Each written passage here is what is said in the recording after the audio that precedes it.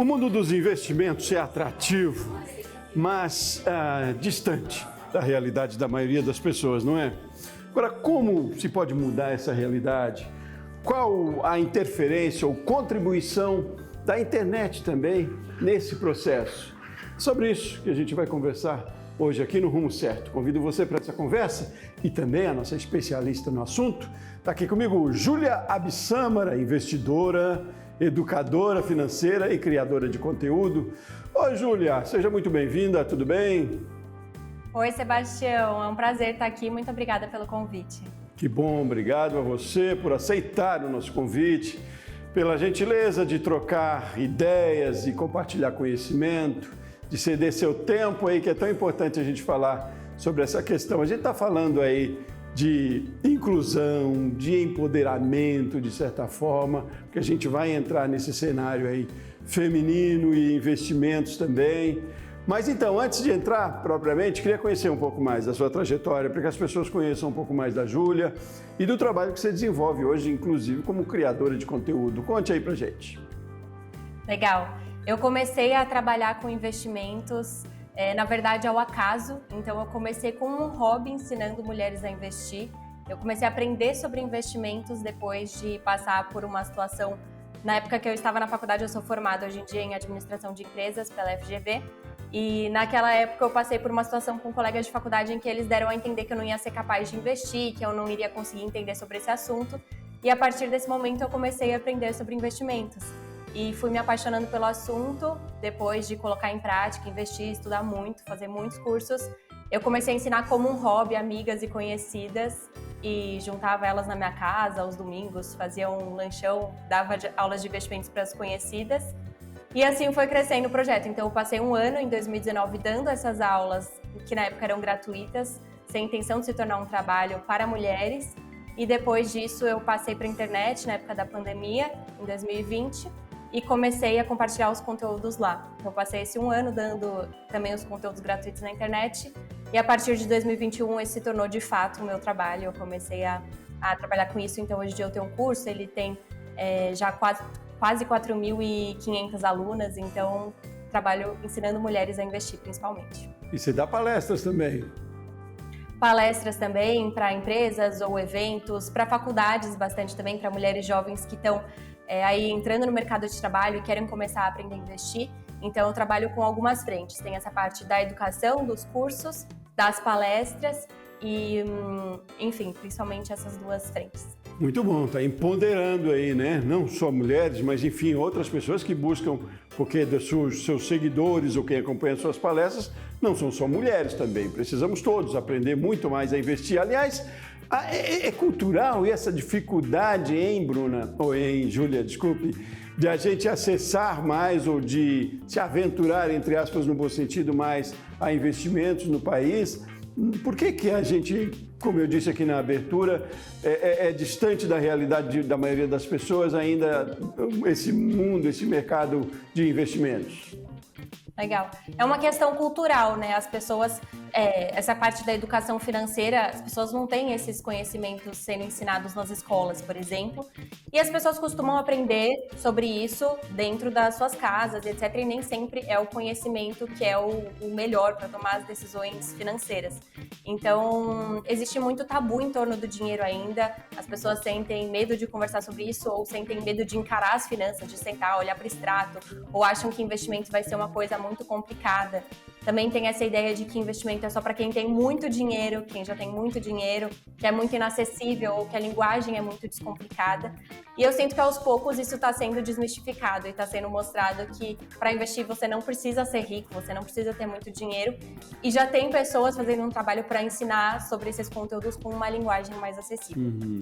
E aí tem uma questão geracional nisso também, né? Essa moçada mais nova, da sua geração e até um pouco menos, já tem um pouco mais esse ímpeto, essa coragem, essa vontade e conhecimento também, não tem não? A gente vê isso nos filhos, nos sobrinhos, tem um pouco isso, né?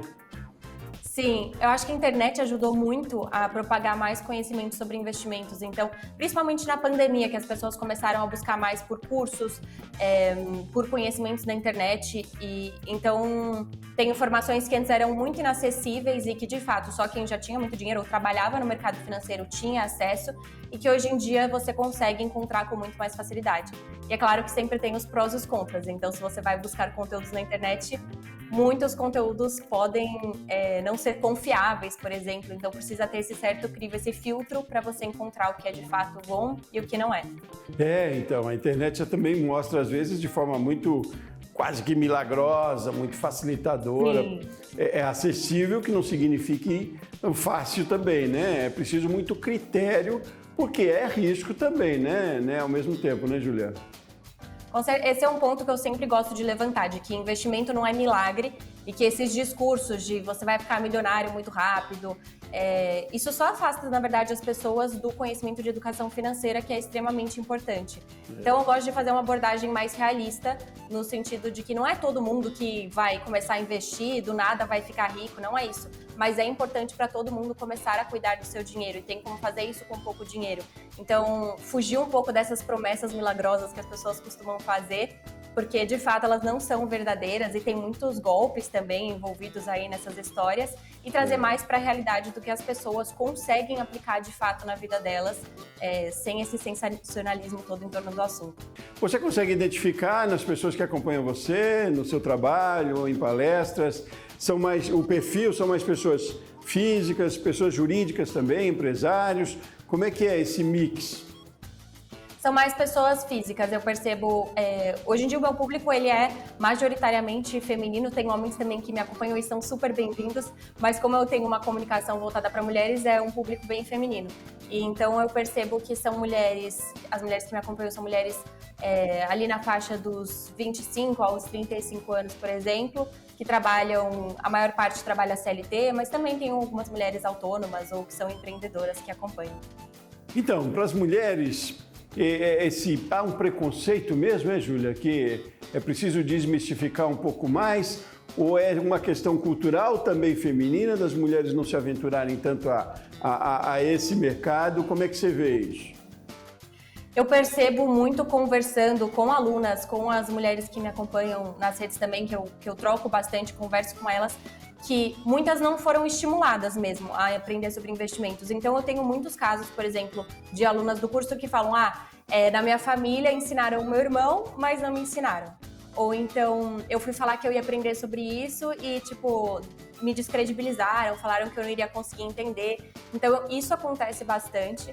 Acho que a falta de representatividade também. Então, se você não vê outras mulheres falando sobre esse assunto, inconscientemente você acaba assumindo que é um assunto para homens. Então, existe muito um preconceito interno ali que rola na própria cabeça. Então, eu vejo que as mulheres se sentem muito inseguras ainda de falar sobre dinheiro.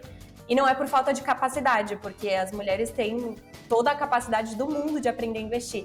É mais por uma insegurança delas de começarem, uma falta de estímulo também e uma falta de representatividade. Ótimo, essa questão da representatividade é fantástico, né? Formidável, que é a partir do exemplo que meninas que estão acompanhando você ou que vejam o seu trabalho já se sentem capazes, né? Às vezes mais do que ditar uma regra, enfim, divulgar um conceito, mas é o exemplo, né? É o empoderamento.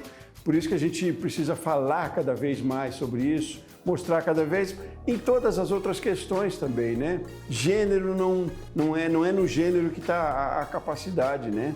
É na iniciativa, é na capacidade mesmo, é no conhecimento mesmo. Por que você vê com tanta importância a gente aprender sobre investimentos hoje em dia, que a gente não foi criado, não teve essa escola? O que é tão bom para a nossa saúde, mais do que financeira, aprender a investir? É para a saúde física e mental também? O que você defende enquanto importância de aprender a investir? Eu acho que é importante para todo mundo cuidar do dinheiro. A nossa vida financeira ela tem um impacto sobre todas as outras áreas da nossa vida. Então, ela tem impacto sobre os nossos relacionamentos, sobre a nossa saúde física, sobre a nossa saúde mental. É uma questão de qualidade de vida mesmo e de condições básicas de sobrevivência também.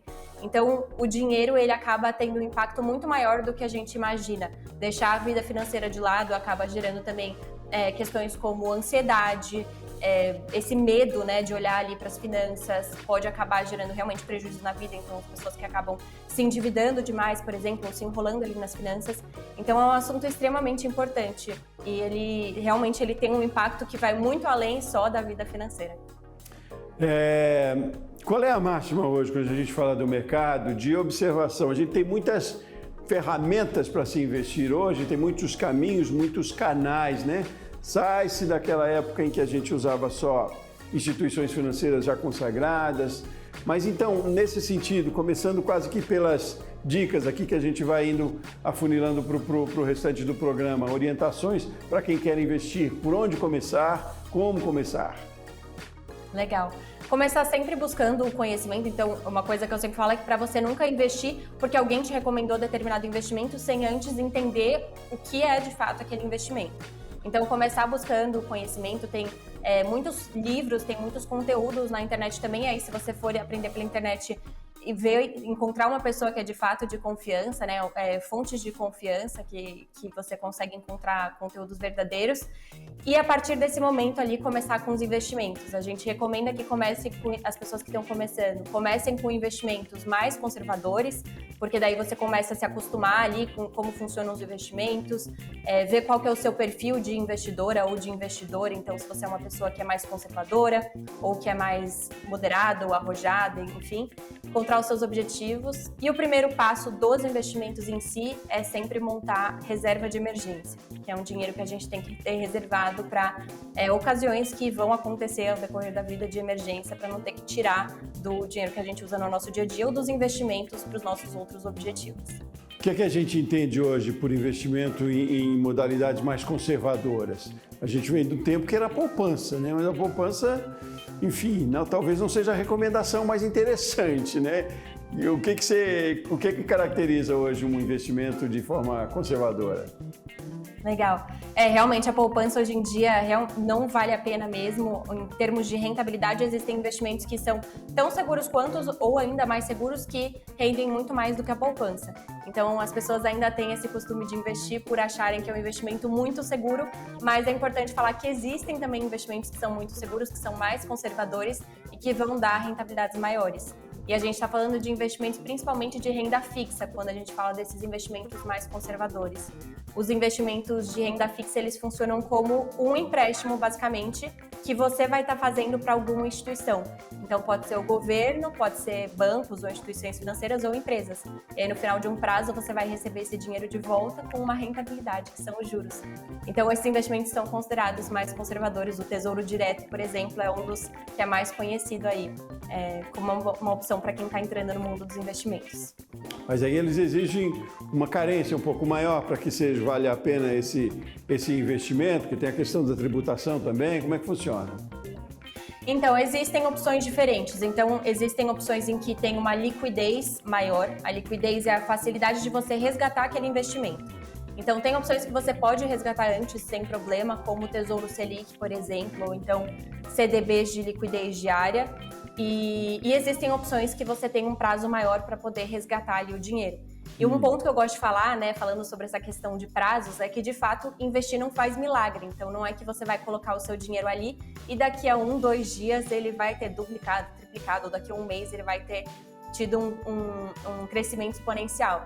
Então, isso vai acontecendo aos poucos. Existem opções que você pode tirar rapidamente, mas, de fato, o importante, o melhor é você investir pensando ali no médio e longo prazo, você vai ter resultados maiores por conta da ação dos juros compostos. E quando a gente fala de conservador, é o que tem menos risco, não necessariamente? Sim, são investimentos que têm um risco menor. Se você aprende a fazer eles da forma correta, então esses investimentos, o investimento que a gente considera hoje mais seguro no Brasil é o Tesouro Direto, por exemplo, em que basicamente o investidor vai estar emprestando dinheiro para o governo e no final de um prazo ele vai receber esse dinheiro de volta com a remuneração. Então ele é considerado um dos investimentos mais seguros do país E se você aprender a investir da forma correta, então tem alguns casos que você precisa deixar até o prazo de vencimento, por exemplo, para de fato receber o dinheiro. Se você tirar antes, você pode acabar tendo prejuízo. Eles são considerados extremamente seguros, sim. Diversificar é uma outra orientação interessante? Como é que você vê? Sim, super. Diversificação é uma das palavras que a gente mais fala no mundo dos investimentos.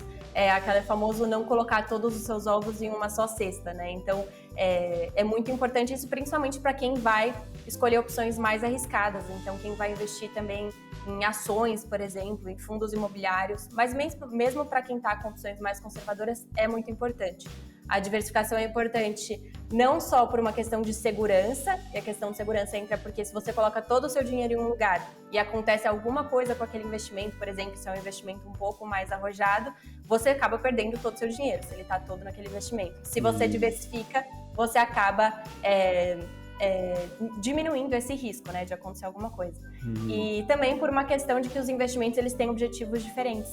Então, às vezes tem um investimento que é melhor para te proteger da inflação, tem outro investimento que é melhor para te dar uma rentabilidade mensal, então você ganha dividendos, por exemplo, um dinheiro caindo na sua conta mensalmente. Então, se você diversifica, você consegue pegar o melhor de cada um dos investimentos de acordo com o que você quer para os seus objetivos. Júlia, e a situação macroeconômica tem uma interferência direta, né? Eu imagino. A gente está em que momento agora? Que cenário a gente tem agora com taxa Selic aí que não baixa, enfim, em toda essa discussão, mas ao mesmo tempo com um governo novo, com propostas novas. Como é que você vê esse cenário agora? Legal. Bom, a gente está com a taxa Selic bem alta, como você falou, então recentemente até eles mantiveram ela no mesmo patamar que estava alguns meses atrás, né? Já segue no mesmo patamar há alguns meses. E nos próximos meses, nas próximas reuniões, a previsão é que ela comece a baixar a partir da próxima reunião. Mas é justamente por conta da inflação, que está muito alta, principalmente. Então, quando a inflação é esse aumento generalizado de preços na nossa economia. Então, quando as coisas estão muito caras, quando o preço das coisas está muito alto, uma forma do Banco Central de tentar controlar a inflação é aumentando ou diminuindo a taxa Selic.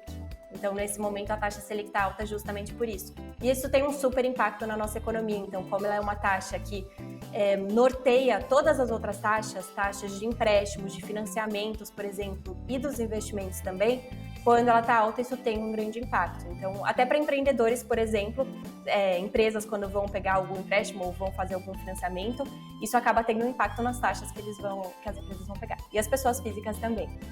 Ótimo. Não, Júlia, vamos fazer um intervalo rapidinho, a gente tem bastante tempo de conversa ainda. Hoje é uma edição especial que a gente está fazendo aqui do Rumo Certo, geralmente ela tem meia hora, hoje nós temos quase 51 minutos. Dada a importância desse tema e a relevância, a abrangência também desse tema. Então, no próximo bloco, a gente segue nessa toada aí de conversa, mas quero saber um pouco mais do trabalho que você faz também de empoderamento, ou um trabalho quase que social em comunidades também, o quanto é importante trazer isso, né? Porque educação financeira, educação de investimentos é, ao mesmo tempo, melhoria de toda uma qualidade social também, né? Melhora o dia a dia das pessoas, a situação financeira, melhora a situação da comunidade, do local onde você mora, enfim, da nossa economia. Vamos fazer um intervalo rapidinho e seguimos na conversa na sequência, tá bom? Muito bem, você também aí de casa, aguente com a gente aqui no Rumo Certo, nós voltamos em instantes.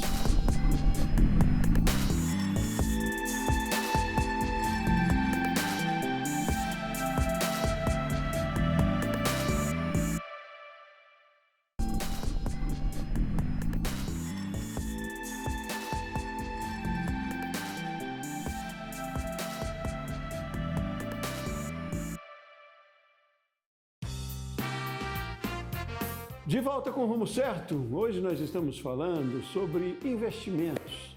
Quais as possibilidades, as ferramentas, os caminhos, as orientações para você investir enquanto pessoa física, enquanto pessoa jurídica também. E o quanto isso é importante também para o seu desenvolvimento, não é? Desenvolvimento pessoal também. Está comigo um especialista no assunto, sabe tudo sobre isso, fala com conhecimento e tanto, Júlia Abissamara, lá de São Paulo, investidora, educadora financeira, criadora de conteúdo. E aí nessa linha, vou pegar carona nessa criadora de conteúdo, do trabalho que você tem feito, como você tem visto a relevância disso também, em comunidades, pelo trabalho que você faz em redes sociais, né? O quanto isso impacta também. Você deve ter exemplos já, inclusive, de seguidores, de gente que te acompanha, que te conhece, e do quanto já absorveu desse conhecimento e talvez tenha transformado suas vidas. Conte algum exemplo para a gente entender. Legal. Nossa, tem muitas e muitas histórias que chegam até a ser emocionante. Eu tenho uma pasta que eu guardo as mensagens que eu recebo contando, né, de casos. Acho que quando a gente fala de mulheres, envolve muito uma questão também de independência. Então, tem histórias, por exemplo, de mulheres de alunas que antes estavam em relacionamentos abusivos. Então, o marido, por exemplo, controlava ali as finanças, elas não tinham coragem de se separar por conta de não saber como cuidar do seu dinheiro e também não ter um dinheiro ali para conseguir se manter fazendo essa separação. Então, mulheres que conseguiram, começando ali, organizar as finanças, de juntar um dinheiro, sair desses relacionamentos. Tem casos de mulheres que estavam em trabalhos em que elas passavam por algum tipo de assédio, por exemplo, e elas não podiam se demitir por conta da questão financeira, e depois de se organizar, montar a tal da reserva de emergência, que a gente sempre fala porque é muito importante, conseguiram sair e buscar por opções melhores. Então, são muitas histórias, assim, é muito legal ver o impacto que isso tem de fato na vida das pessoas. São relatos que são muito importantes para continuar fazendo o trabalho. Ótimo, eu quero voltar num termo que você usou já no primeiro bloco, usou agora de novo, sobre reserva de emergência. Como é que funciona isso? Enquanto trazer isso para dentro das empresas, o colaborador, o funcionário, como ele deve pensar em investimentos com o montante de salário que ele tem lá, e também para as empresas, né? Um empreendedor micro e pequeno, do Prolabore que ele tem e do trabalho que ele desenvolve na empresa, da receita. Como se pensa? É percentual que se discute isso, se coloca? Como é que eu começo a pensar no que eu posso investir, do que eu ganho, mais ou menos? Por aí, tanto pessoa física quanto jurídica, qual é a sua orientação? Legal. Eu acho que existem pessoas que gostam de trabalhar com percentuais, então, por exemplo, 30% da sua renda você vai guardar, você vai investir. Eu acho que é legal usar como uma base isso, se você não sabe por onde começar, mas é sempre importante adaptar para cada realidade. Porque às vezes, por exemplo, uma pessoa que ganha um salário mínimo, ela não consegue poupar 30% do que ela está ganhando para o futuro. Então, ainda mais agora com a inflação, com os preços das coisas muito altos. Então, é importante adaptar para cada realidade e entender o que de fato você consegue fazer. E por isso é tão importante ter esse controle ali das despesas, quais são os seus gastos e quais são as suas entradas. Até falando de empreendedores, um erro que muitos empreendedores cometem é de misturar as finanças, né? Misturar as finanças da empresa com as finanças pessoais. Então, coloca todo o dinheiro em uma só conta, quando vai fazer um gasto pessoal, tira do dinheiro da empresa. E é super importante fazer essa separação, como você falou, ganhar um Prolabore, né? Você mesmo se pagar ali um salário se você é um empreendedor, e com isso você faz a sua organização. Então, é muito importante fazer esse cálculo ali do quanto você ganha, quanto você recebe por mês, quanto você gasta, quais são os seus gastos, e a partir disso entender dentro da realidade de cada um o quanto é possível guardar e investir. E a reserva de emergência ela é justamente um valor que é separado para situações emergenciais. Então pode ser tanto a perda de um emprego quanto situações do dia a dia. Então, se você precisa do seu carro para trabalhar todos os dias e ele quebra, isso é uma situação de emergência, porque se você não conseguir, enfim. Então, situações médicas também, de saúde, e a gente faz o cálculo da reserva de emergência com base justamente do quanto a gente gasta no mês.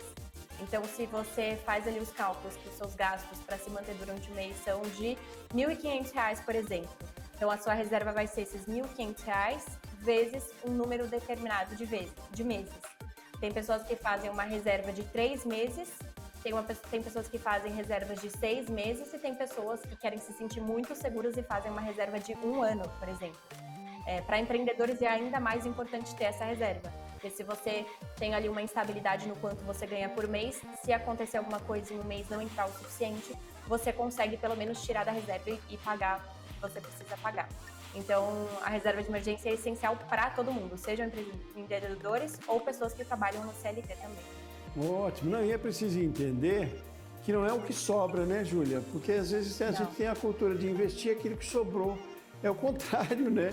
Ela é colocada no planejamento, na sua gestão, porque tem que estar lá, tem que investir, né? Senão a gente acaba, se não tiver a educação financeira, gastando e nunca sobra, não é? Sim, é como se fosse um boleto que você vai pagar para você mesmo. Então é um compromisso com você. Eu até gosto de falar que é interessante fazer os investimentos no início do mês. Então assim que caiu ali o salário e você já calculou o quanto você vai usar para arcar com seus gastos durante o mês e o quanto você vai investir, no início do mês caiu o seu salário, já separa esse valor que você definiu que você consegue investir e já faz os investimentos. Assim você não fica esperando chegar no final do mês e, como você falou, investir o que sobrou, porque às vezes, de fato, até se tivesse uma organização, sobraria um dinheiro, mas no dia a dia você acaba gastando com uma coisa ou outra que você não precisava e acaba não investindo. Então, com certeza é muito importante priorizar o valor para você guardar para o seu futuro também. E é sempre importante encontrar um equilíbrio. Então, às vezes as pessoas acham que investir significa deixar de viver, né? Então, não vou poder gastar com mais nada, vou ter que cortar todos os cafezinhos e assinaturas de televisão e etc. E não, é encontrar o equilíbrio, o que é de fato importante para você, o que cabe na sua realidade também. De fato, se você estiver em uma situação mais complicada, vai precisar cortar algumas coisas, mas encontrar o que cabe na sua realidade, poder viver o presente com qualidade de vida e guardar um pouco para o futuro também, que vai ser muito importante. Lá na frente a gente se agradece muito por isso. Pois é, até porque se restringir muito também não é saudável, né? Assim, para a sua saúde mental e física, você precisa mesmo, é claro, mas é o equilíbrio de prioridades também, né? Talvez em um momento da sua vida, ou mesmo dentro do ano, você tem algumas prioridades que precisa resolver. Agora, só para eu entender, então, é interessante estipular um valor para investimento, um valor para a reserva, é isso? São duas separações, dois boletos que eu tenho que segurar? Sim. Quando você está começando a investir, é ideal que você foque primeiro em construir ali 2 meses da reserva de emergência, pelo menos. Então, o valor que você está guardando pode destinar para a reserva de emergência, se você não tem um outro objetivo que seja realmente muito urgente, né? Mas prioriza a reserva de emergência, montar pelo menos 2 meses, e depois você pode separar desse dinheiro que você está guardando, que você consegue reservar para o seu futuro. Você pode colocar uma parte para continuar construindo a reserva, porque a reserva demora um tempinho para você conseguir juntar esse valor.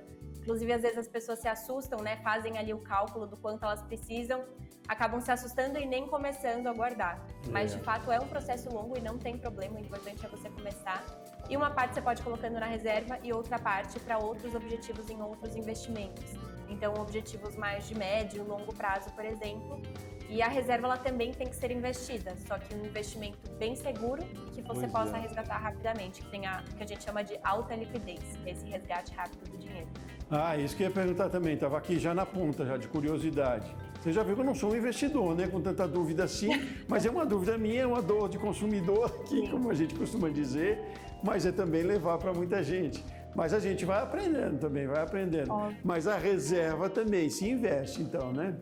Sim, a reserva se investe em um investimento muito seguro. Então, você não pode colocar a reserva, por exemplo, em ações, porque caso você precise, aconteça uma emergências a gente nunca consegue prever quando elas vão acontecer. Então, se acontecer uma emergência, você consegue resgatar esse dinheiro rapidamente. Então, é importante estar num lugar muito seguro, que não tem o risco de você perder o dinheiro, caso você precise resgatar, e que tenha isso que a gente fala de alta liquidez. Então, algumas opções, por exemplo, são o Tesouro Selic, que é um investimento que cumpre com esses requisitos. Então, é um investimento muito seguro, porque você vai estar emprestando seu dinheiro para o governo, é um investimento de renda fixa ali, que a gente falou no começo do programa, e é um investimento que tem essa alta liquidez. Então, ele rende todo dia um pouquinho. Se você precisar resgatar daqui a 10 dias, por exemplo, ou amanhã esse dinheiro, ou hoje, você consegue sem ter o risco de perder algum dinheiro. Então, por isso que é importante ter esses requisitos aí para a reserva. Então, e a reserva, você disse, depende de cada caso, né? Depende do orçamento de cada um, da situação, mas há um mínimo aí que você tem que prever, pelo menos 3 meses de reserva, não? Como é que você... Pelo menos 3 meses de reserva eu recomendo que se faça. Então, foca ali nos 3 meses e depois, se você conseguir montar uma de 6 meses, que aí você consegue, de fato, ter uma segurança bem grande. Até porque, às vezes, você tem um imprevisto maior, alguma coisa de saúde que, de fato, acaba precisando de mais dinheiro. Então, você ter esse dinheiro guardado é muito bom, né? E você não precisa construir tão rápido, você pode construir aos poucos. Então, focou em construir esses 3 meses, aos poucos depois você vai colocando uma parte em investimentos para outros objetivos e uma partezinha ali para começar a construir uma reserva de de 6 meses. Então, ela traz uma tranquilidade muito maior. É bem importante, inclusive, para a nossa saúde mental, né? Tira um pouco essa ansiedade de, meu Deus, se acontecer alguma coisa, eu não vou ter dinheiro para conseguir lidar com isso. E quando você entra nesse processo, né, Júlia, de ter essa educação para investir, para economizar, atentando para as prioridades, você acaba isso sendo orgânico depois e você vê que tantas coisas que você gastava ou não investia de forma correta, elas eram desnecessárias talvez, né? É muito do hábito, investir é hábito também, né, Júlia? A gente aprende a fazer e com aprender, gosta de fazer e passa a fazer cada vez mais, né? É preciso começar, né? Com certeza. Investir é um hábito mesmo. No começo vai ser difícil, você vai ficar ali... às vezes vai até esquecer de fazer os seus investimentos, de fazer a sua organização, ou vai ficar procrastinando porque é um assunto que gera ansiedade no começo. Então eu sempre falo que é legal, se você quer começar, colocar na sua agenda. Então coloca, por exemplo, eu vou calcular quanto vai ser minha reserva de emergência. Coloca na sua agenda ali, eu vou fazer isso no sábado de tarde, X horas. Que aí você faz um compromisso com você mesma. Então, eu vou investir uma vez por mês. Qual vai ser o dia do mês que você vai investir? Se o seu salário cai no dia X e você pode colocar de investir no dia seguinte, por exemplo. Aí você senta e faz os seus investimentos e coloca ali na agenda para não esquecer. Então, no começo, a gente precisa de alguns incentivos externos, alguns lembretes externos para manter esse hábito. E depois vai realmente se tornando parte da nossa vida e a gente vai vendo os impactos disso. Então, de fato, é um hábito mesmo e tem que ter essa disciplina, porque não é que você vai colocar o dinheiro ali uma vez e ele vai solucionar toda essa vida. Essa constância, ela é muito importante também para os nossos resultados. E a gente percebe muito isso, tomando até como exemplo o que aconteceu na pandemia, né? Onde muita gente perdeu o emprego, onde muitas empresas tiveram que fechar. As empresas e pessoas que tinham mais essa educação, mais equilibradas, passaram por essa adversidade terrível, mas na questão financeira, de forma talvez um pouco mais tranquila, né? E por outro lado também, né, Júlia, você me disse, estou certo nessa observação, mas é porque a gente tem ouvido também bastante aqui no Rumo Certo, talvez seja nos momentos mais adversos da economia que quem está bem embasado ou bem seguro mais consegue também se beneficiar, né? Porque se eu tenho não a reserva agora, mas se eu tenho um investimento bem feito, se o juro estiver muito alto, se a inflação, é nesse momento em que eu, entre aspas, ganho mais, né? Ou pelo menos eu consigo me equilibrar mais. Também tem um pouco isso, né? Que é para aqueles momentos que parecem ruins, para quem está equilibrado ou seguro, é o melhor momento, não é não? Sim, a gente consegue, para quem está ali com a vida financeira estável e passa por algum momento de crise no mercado financeiro, por exemplo, na economia, tem oportunidades que acabam surgindo. Então, por exemplo, quando a gente fala de investir em ações, que são investimentos que já são considerados mais arriscados, eles fazem parte do que a gente chama de renda variável, né? Tem duas categorias de investimentos, os de renda fixa, que a gente citou aqui, e esses de renda variável, que são, por exemplo, as ações. Então, em momentos de crise na economia, por exemplo, acontece muito uma questão de demanda e oferta, essa relação entre demanda e oferta. Se muitas pessoas começam a vender as suas ações porque está acontecendo uma crise, elas precisam desse dinheiro ou elas querem investir agora em opções mais seguras porque elas estão com medo de perder esse dinheiro, o número de pessoas vendendo as ações fica muito mais alta do que o número de pessoas querendo comprar. E isso faz com que o preço de ações de empresas que às vezes são muito boas acabem caindo. Então, quem estava ali com uma situação estável consegue comprar ações, estou citando aqui ações, mas tem outros investimentos também, por um preço menor do que de fato aquilo vale, e acabam sendo essas oportunidades. Então, de fato, nesses momentos podem acabar surgindo sim oportunidades para quem estava ali com a vida financeira mais estável. Júlia, que interferência tem, eu imagino tenha muita, a tecnologia, a inteligência artificial também nos negócios de investimento e negócios financeiros. ChatGPT, por exemplo, que já não chega mais a ser novidade, mas, enfim, a cada dia tem um fator novo. Como é que você vê isso também, o quanto a inteligência artificial e o avanço da tecnologia, ele pode nos ajudar ainda mais, além da questão da comunicação, da divulgação, da informação, né? Mas de processos mesmo, quando se fala de investimento. Como é que você avalia isso? Legal.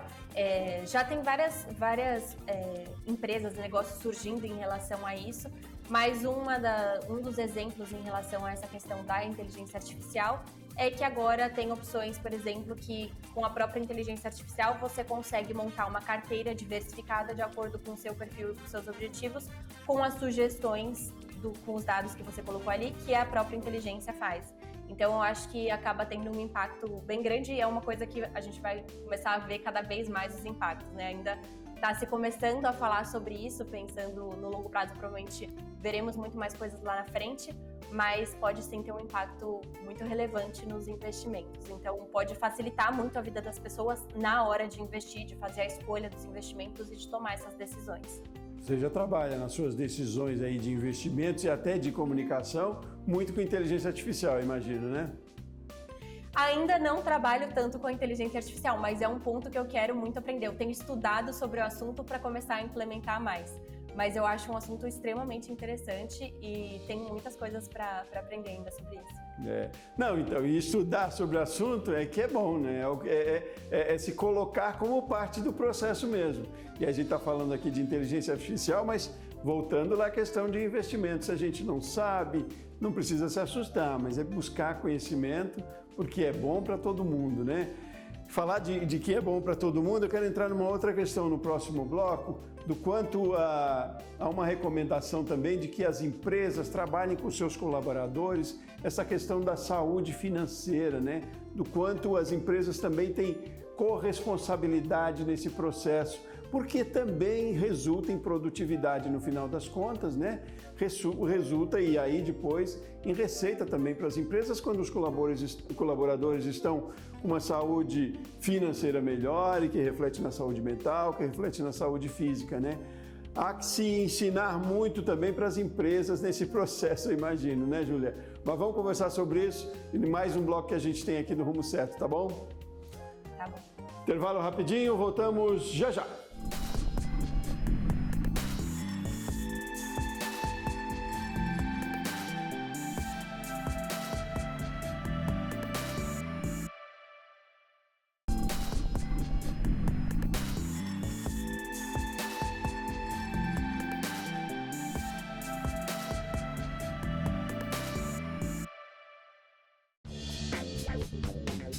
De volta com o Rumo Certo, agora a gente vai para o último bloco dessa edição especial. Hoje você está acompanhando com a gente aqui uma edição de 51 minutos, normalmente, e durante toda a semana é uma edição de meia hora. Essa de segunda-feira é um pouco maior. A de hoje, né, dada a importância que a gente está falando aqui sobre investimentos, sobre educação financeira para você enquanto pessoa física, para a sua empresa também. E aí a gente convidou uma especialista no assunto e que dá palestras, enfim, tem um trabalho de criadora de conteúdo pela internet. Ela é investidora e educadora financeira, a Júlia Abissâmara. Júlia, continuamos nessa conversa boa e produtiva, eu diria quase que assim produtiva. A gente vai seguir. Fiz uma provocação na passagem de bloco, queria explanar com você mais aqui, para a gente explorar mais essa importância, trazendo aqui para o nosso foco, que é as empresas, micro e pequenas empresas. Temos discutido bastante aqui, Júlia, da importância, com outros especialistas também, de que as empresas também se preocupem pela responsabilidade que têm pela saúde financeira dos seus colaboradores, né? Mais do que pagamento dos seus salários, benefícios, mas é fazer com que esse colaborador administre bem esse ganho que ele tenha também. A gente precisa mais dessa educação financeira dentro das corporações também, né, Juliana? Com certeza, com certeza. Esse assunto é super importante e eu acho que tem empresas que já estão fazendo essa iniciativa de trazer pessoas para ensinar os seus colaboradores a cuidar melhor do seu dinheiro. É exatamente isso que você falou. Então, às vezes, não basta só pagar ali o salário dos colaboradores, faz muito mais sentido você ensinar como que eles podem usar esse salário de uma forma mais saudável. Isso vai fazer com que eles fiquem muito mais satisfeitos também, né? Tenham mais qualidade de vida e consequentemente, isso acaba trazendo resultados positivos para as empresas. Então, eu já fiz esse trabalho para algumas empresas de falar com os colaboradores, ensinar sobre essa parte de educação financeira. Isso é super importante e realmente tem um impacto muito grande na vida das pessoas. E às vezes são dicas muito básicas, dicas que a gente pode dar que vão melhorar, então não precisa ser nada tão elaborado. Às vezes ensinar ali a pessoa como fazer o controle dos gastos, por exemplo, como entender se ela está gastando com coisas que são desnecessárias, como que calcular o valor da reserva de emergência. Tem muitas pessoas que não conhecem esse termo mesmo, onde investir a tal da reserva de emergência, como definir objetivos. Então, eu quero muito comprar uma casa no futuro. Como que você define esse objetivo e se planeja para conseguir fazer isso, né? Quanto que você tem que juntar por mês? Como que você faz esse cálculo do seu salário? Então, tudo isso é super importante.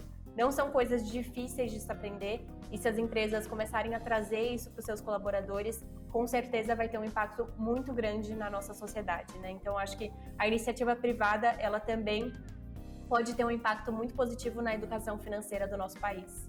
Que bom. E como é que tem acontecido, ou como aconteceu nos casos que você atendeu empresas? Você faz um diagnóstico, depois você presta uma consultoria, palestra? Me conta na prática como é que funcionou. Olha, depende muito da empresa, então, assim, a gente acaba montando de acordo com o que precisa, mas nos casos que eu fiz, geralmente foram palestras mesmo, de falar com os colaboradores, introduzir essa questão da educação financeira, como fazer isso, qual a importância, e foi principalmente esse trabalho que foi feito, e foi muito, muito gostoso, muito satisfatório em todas as vezes que eu pude fazer. Então, eu vejo que realmente é uma coisa que tem um impacto muito grande. Júlia, teu trabalho tem chegado também na base, eu digo, educação financeira nas escolas, que a gente carece disso, sempre careceu, né? Temos discutido muito aqui sobre educação empreendedora também nas escolas, que são muito correlatas, muito próximas também. Mas você tem percebido isso, ou de alguma forma também houve demanda de escolas, de instituições, por esse tipo de conhecimento? Porque a gente carece muito. Como é que funciona isso e o quanto é importante, na sua visão, que a gente trabalhe isso lá de criancinha, em casa também? Legal, nossa, muito legal. Eu ainda não vejo uma demanda muito grande, pelo menos aqui, de falar com das escolas, né, chegarem para falar. Eu teria um prazer enorme, inclusive, em fazer isso. É um projeto que eu quero fazer no futuro, de conseguir fazer algum projeto, principalmente com escolas públicas, seria muito legal fazer isso. Mas hoje em dia eu percebo uma demanda maior de faculdades, por exemplo. Eu acho que talvez as escolas não tenham percebido o impacto, muitas escolas talvez não tenham percebido o impacto que a educação financeira pode ter na vida das crianças. Então, eu acho que seria super importante ter isso. A gente aprende muito observando também, então, às vezes as pessoas acham que as crianças não entendem sobre dinheiro, ou elas não estão aprendendo sobre dinheiro, mas na verdade elas estão observando ali tudo ao redor, então como os pais lidam com as finanças, se esse assunto gera muita ansiedade, se não gera, tudo isso acaba entrando ali no repertório da criança. Então, se ela consegue ter uma educação financeira e de fato aprendendo as coisas corretas desde cedo, isso tem um impacto muito grande e pode mudar a vida de muitas pessoas. Então, é extremamente importante, sim, ter essa parte de educação financeira para as crianças. A criança reproduz mesmo, né? O exemplo, como você diz. E nesse sentido, você tem alguma dica, alguma orientação, até para pais mesmo? Olha, comecem fazendo isso, porque a gente tem a cultura da mesada, né? Que no geral, assim, para a parte privilegiada que pode, né? A gente tem que trabalhar com educação financeira de forma para todos, né? Democrática. Não só para quem tem uma condição mais, mas justamente para quem, e é a maioria do nosso país, tem uma condição talvez menos favorecida, que aí sim é que a gente precisa se educar, né? Mas nesse sentido, então, para a gente começar lá em casa, você teria uma dica, uma orientação?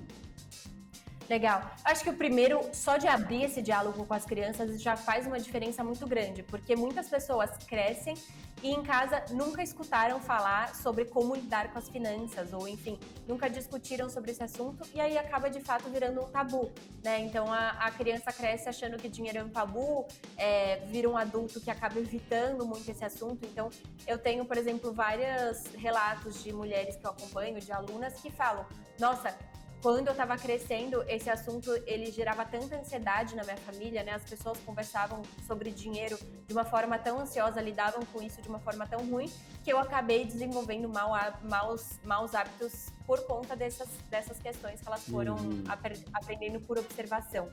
Então, acho que de começar a gerar essas conversas é muito importante e começar a conversar, né, sobre o valor das coisas. Então, entender que o dinheiro ele não cai do céu, que para conseguir aquele brinquedo ou aquela coisinha, a gente tem que pagar um valor, que isso vem do trabalho, começar a aprender a fazer esses cálculos, isso tudo é muito importante, sim.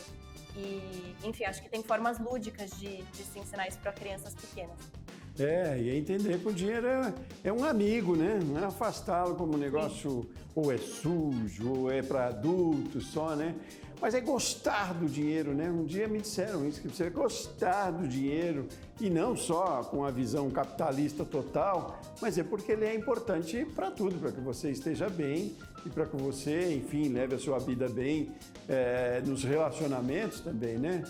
Agora, qual é o nosso cenário, eu digo, mundial, em que ranking nós estamos, se fôssemos colocar, quando a gente fala de educação financeira? A Europa é diferente, Estados Unidos é diferente.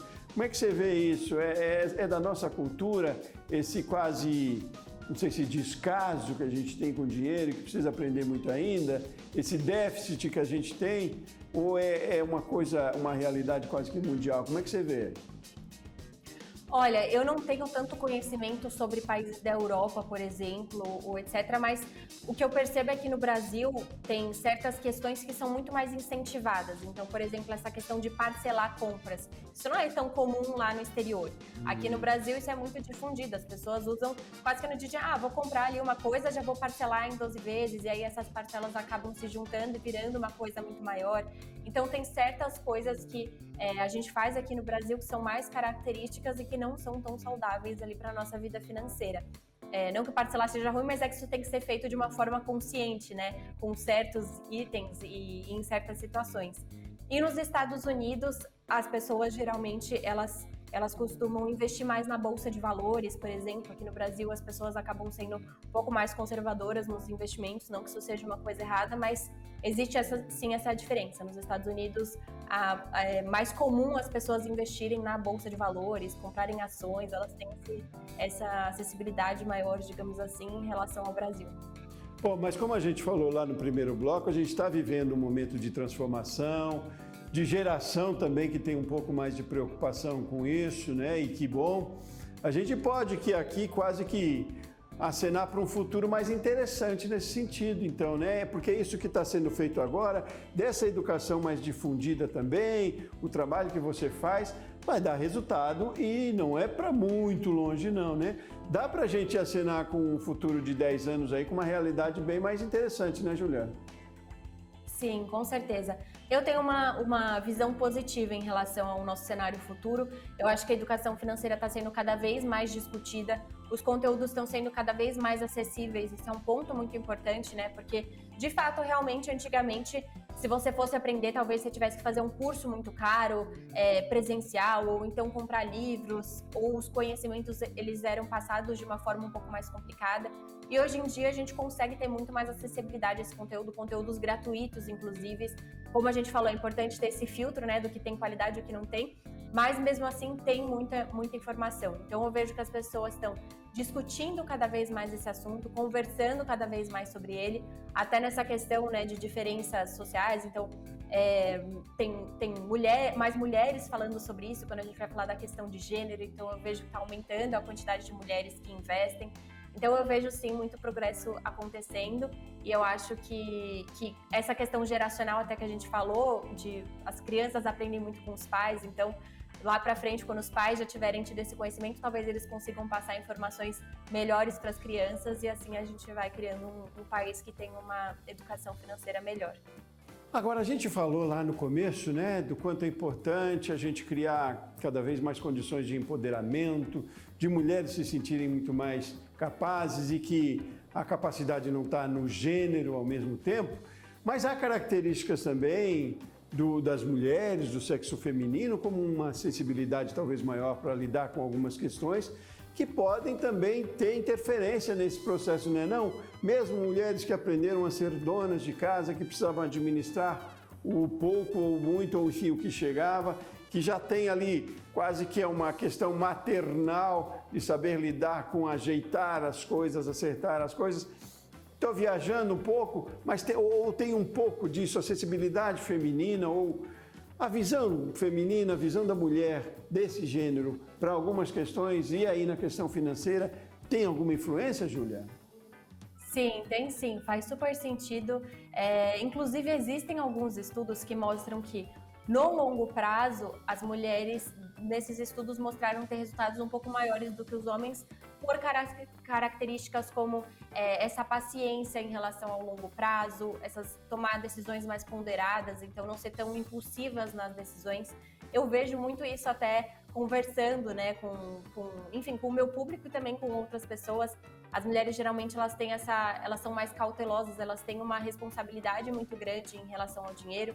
Então, realmente, muitas mulheres já cuidam ali das finanças na casa, né? Tem muitas mulheres que são chefe de família, elas que pagam as contas, que cuidam das questões das casas e acabam pensando num cenário bem amplo, né? Então, esse dinheiro aqui ele vai ter um impacto muito grande em toda a minha família, por exemplo, como eu posso tomar decisões boas com eles.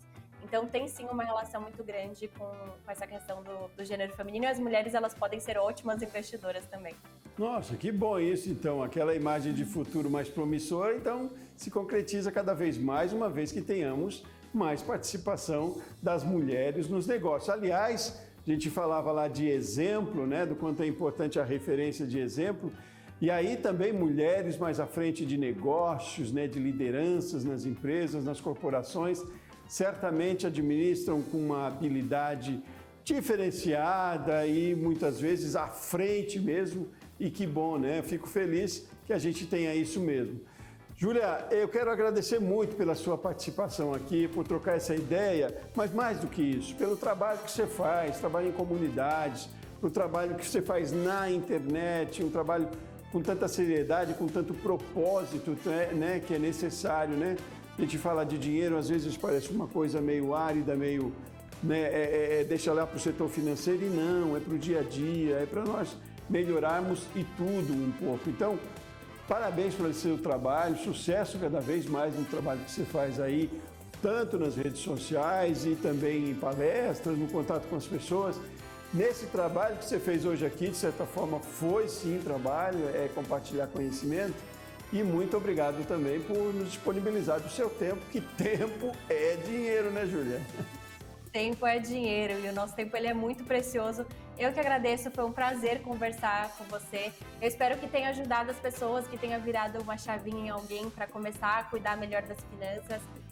Não é um bicho de 7 cabeças cuidar do seu dinheiro, na verdade, a ansiedade vem muito mais de dar esse primeiro passo, né? A gente acaba criando essa ideia na cabeça de que é uma coisa muito complicada e quando você vai ver na prática é mais simples do que parecia ser, eu prometo. Então, foi um grande prazer falar aqui, agradeço muito pelo espaço e espero ter despertado essa chavinha na cabeça das pessoas que estão aqui. Com certeza, a ideia é essa, é instigar também e a partir daí as pessoas vão buscar mais informações, empresários, empreendedores também, né, para se sentirem cada vez mais capazes também de investir, porque vai ser bom para todo mundo. Forte abraço, Júlia, volte outras vezes para a gente conversar mais, viu? Fique com Deus. Com certeza. Tchau, tchau. Tchau e muito obrigado a você de casa que ficou com a gente aqui no Rumo Certo de hoje. Foi um prazer ter a sua companhia, a sua audiência. Eu volto no próximo programa. Até mais.